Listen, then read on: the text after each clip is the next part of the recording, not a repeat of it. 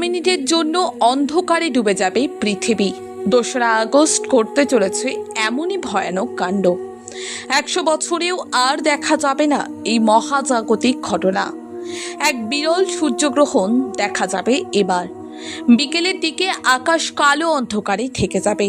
বিশ্বের বিভিন্ন মহাদেশে বসবাসকারী লক্ষ লক্ষ মানুষ সহজেই এটি দেখতে পারবেন।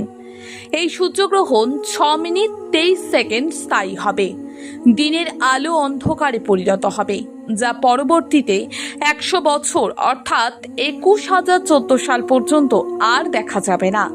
বেশিরভাগ সূর্যগ্রহণ 3 মিনিটেরও কম সময় স্থায়ী হয়, কিন্তু এই সূর্যগ্রহণ পৃথিবীর অনেক অংশকে দ্বিগুণেরও বেশি সময় ধরে অন্ধকারে ডুবিয়ে রাখে।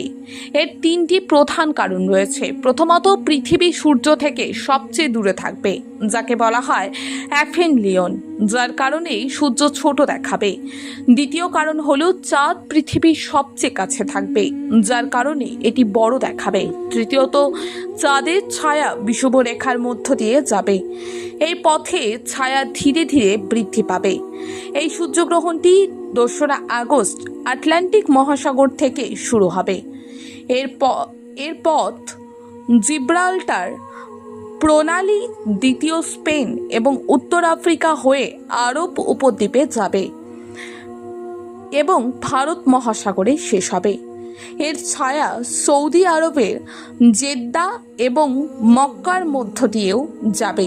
এছাড়াও ইয়েমেন এবং সোমালিয়ার কিছু অংশে গ্রহণের শেষ পর্যায়ে শেষ হওয়ার আগেই এটি অদৃশ্য হয়ে যাবে। 2রা আগস্ট 2027 তারিখে এক বিরল সূর্যগ্রহণ দেখা যাবে বলেই শুভ সূত্র মারফত খবর।